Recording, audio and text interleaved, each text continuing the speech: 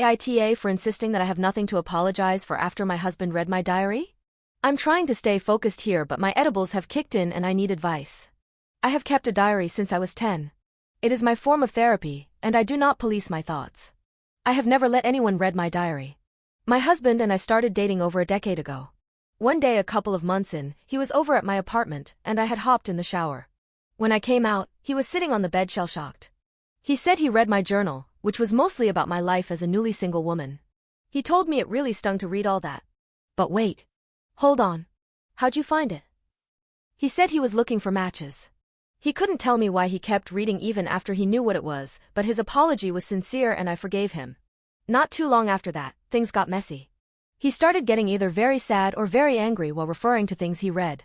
His feelings were so intense that I started apologizing for my thoughts. Anyway, we got married. A decade later, I was thinking of a divorce and wrote a ton to process my thoughts about some sensitive topics. Again, he stumbled upon my journal and read it all. I was pissed, but he convinced me that he would never do it again. Besides, he was really hurt by the things I wrote, and I felt bad. I let it go, but he started getting sad or angry again thinking about what he had read. Once more, the intensity of his feelings led me to apologize for my thoughts. Now here we are, married with kids, setting up Scrabble on a Friday night. He went to find a piece of paper and came back quiet and distracted. I asked if everything was okay.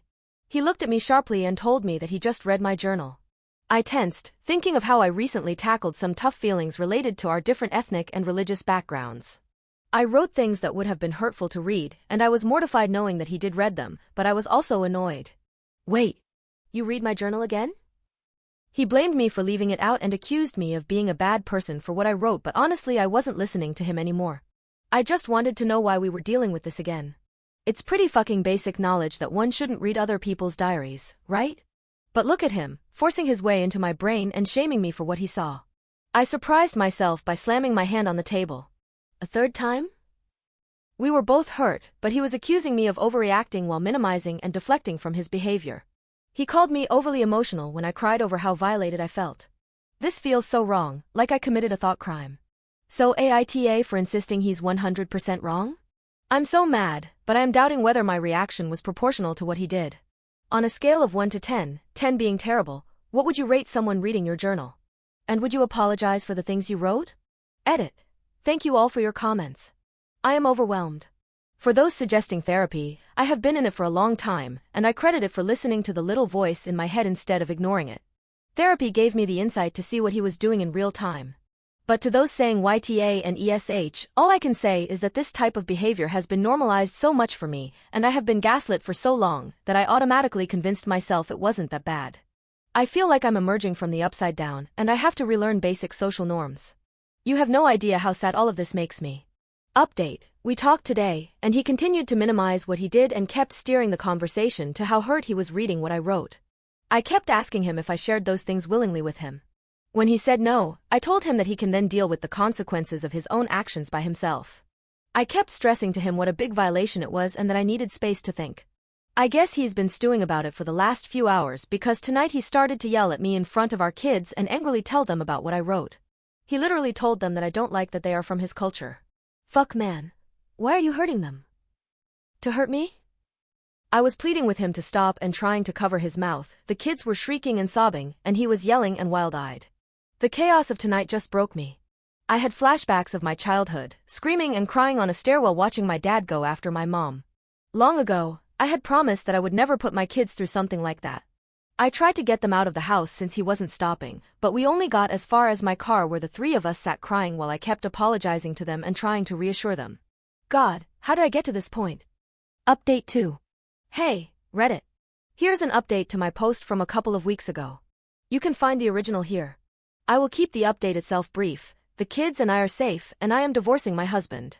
The incident that I posted about was so jarring that I could no longer downplay the abuse. I understood then that it would be so much worse for my kids to grow up in a household like that than to grow up with divorced parents. I did want to take this opportunity to talk to the people who seemed flabbergasted that I had not left him earlier. I know Reddit can be cruel sometimes, but to shame someone for staying in an abusive relationship is just so ignorant.